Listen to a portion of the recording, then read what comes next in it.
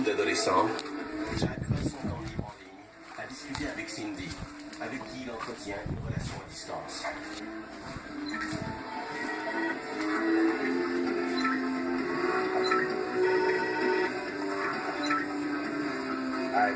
J'avais rencontré Cindy à la plage cet été-là. On avait des conversations normales d'adolescents.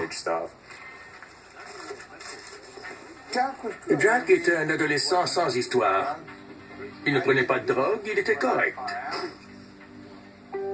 On avait une relation père-fils classique. Il venait à mes matchs de football. Papa, t'as encore oublié le lait.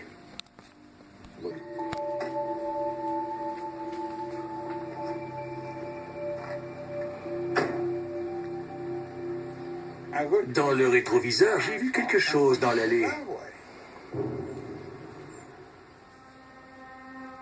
Je me demandais ce que c'était.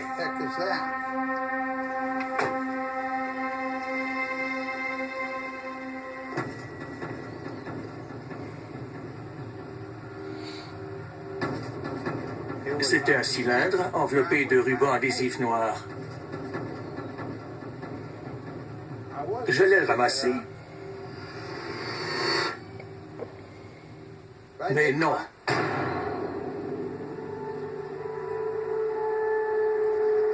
Comme je ne savais pas ce que c'était, j'ai décidé d'utiliser le pied.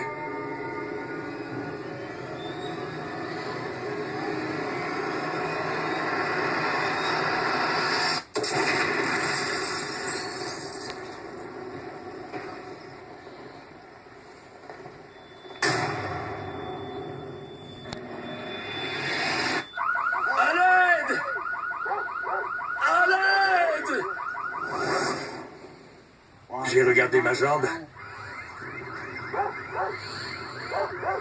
Et il y avait beaucoup de sang. Mon pantalon était en lambeaux. Jack figure sur la liste des suspects depuis le début. Or, si la lettre provient réellement du poseur de bombes, cela veut dire qu'en réalité, Jack était la cible. C'est Barry, le père de Jack, qui a trouvé la bombe là où l'auto de Jack était stationnée. Et 6 semaines plus tôt... C'est quoi ça? Quelqu'un a tenté de salir sa réputation. J'étais quand même nerveux parce qu'il ne trouvait pas de suspect. Pire.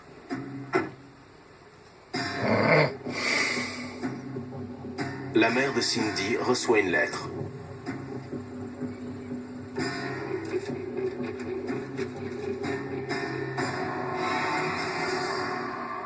Sa fille doit se tenir à l'écart de Jack Holmstein, où il lui arrivera malheur.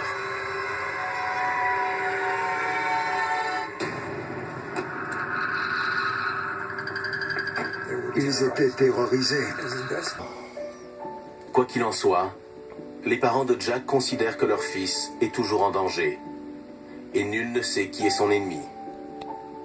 Prudent que Jack quitte Portland jusqu'à ce que la situation soit réglée.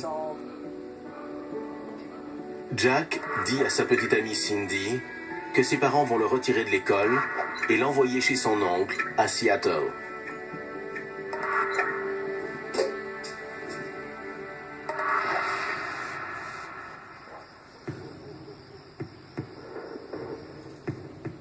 Deux jours plus tard, Jack reçoit un courriel d'un inconnu qui lui dit qu'il sait où il va.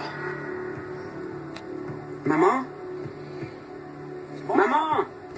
Comment il sait que tu pars? Personne n'était au courant. Personne. À part Cindy.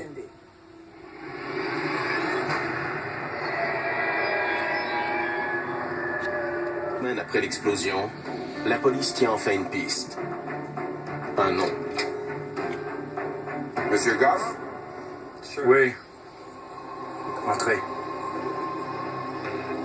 Timothy Goff est inconnu des services de police. Il n'a pas de casier. Vous avez une pièce d'identité? Oui.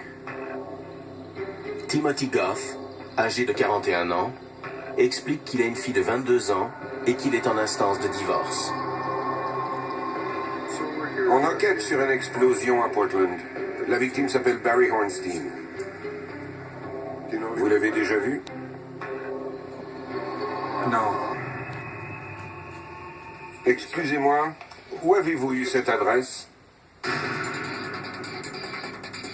Subitement, Goff change de version. Il a dit que Cindy la lui avait donnée. Il a avoué qu'il n'avait pas dit toute la vérité à son sujet. Qu'il la connaissait mieux que ce qu'il avait dit.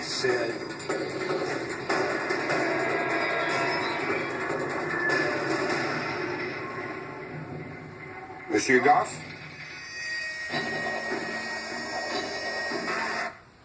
Monsieur Goff?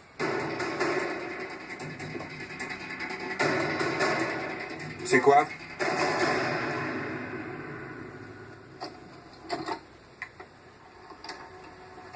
Là, insiste pour regarder les cassettes.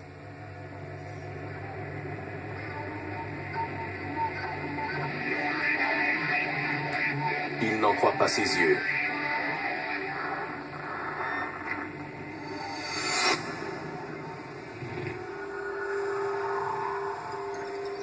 Il avait des rapports sexuels avec une mineure.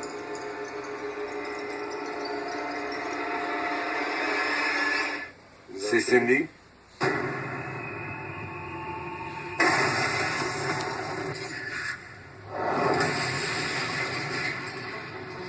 Barry Hornstein est grièvement blessé à la suite de l'explosion d'une bombe tuyau.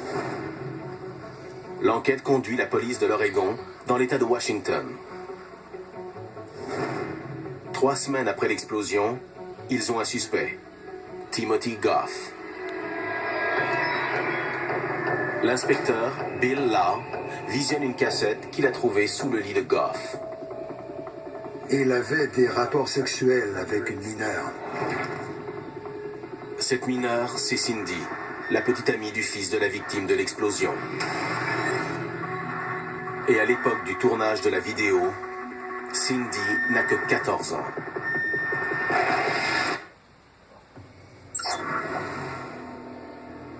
Elle lui a dit qu'elle avait 16 ans et il lui a dit qu'il en avait 31. Avant de se rencontrer en personne, ils ont clavardé pendant des semaines. Goff affirme que Cindy se sentait seule. Il insistait pour la rencontrer. Alors, au bout de quelques mois, elle a accepté de le recevoir chez elle.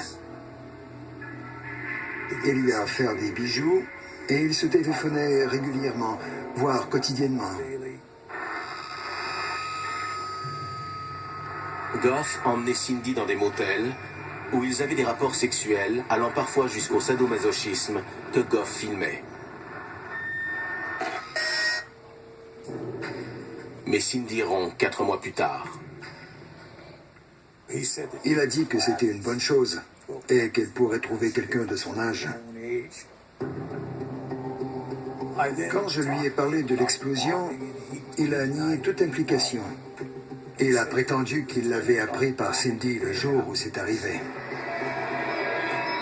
Les policiers ne tardent pas à trouver le matériel qui a dû être utilisé pour construire la bombe tuyau qui a failli tuer Barry Hornstein. Il nous a dit qu'il était tuyauteur et qu'il installait des systèmes d'extincteurs commerciaux. Bill Law saisit l'ordinateur de Goff, convaincu que son historique de navigation en dira long. Il savait que son ordinateur contenait des preuves accablantes. L'analyse de son disque dur révèle qu'il a consulté Internet pour apprendre à fabriquer une bombe tuyau. On a retrouvé de nombreux fichiers effacés concernant ses recherches Internet, notamment avec l'association des mots-clés meurtre et bombe. Il y avait beaucoup de sites du genre fabriquer une bombe et tuer avec une bombe. Goff avait conçu la bombe pour faire exploser l'auto de Jack Hornstein. Il a étudié les schémas de raccordement de la Honda Civic, de sorte à pouvoir relier la bombe au système électrique de la voiture. L'analyse permet aussi de récupérer les courriels que Goff a envoyés dans le cadre de sa campagne de diffamation contre Jack, qu'il a lancée après avoir appris que Cindy le fréquentait. Les courriels suggèrent qu'il se comportait en amant et conduit, qui cherchait à mettre un terme à la relation de Cindy et Jack, entraînant ce dernier dans la boue.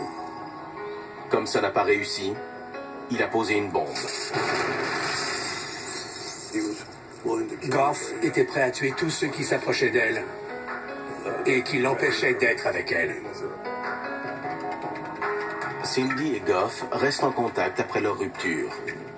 Et lors de leurs échanges par téléphone et par courriel, Cindy lui donne innocemment des renseignements sur les Ornstein, qu'il utilise pour terroriser la famille.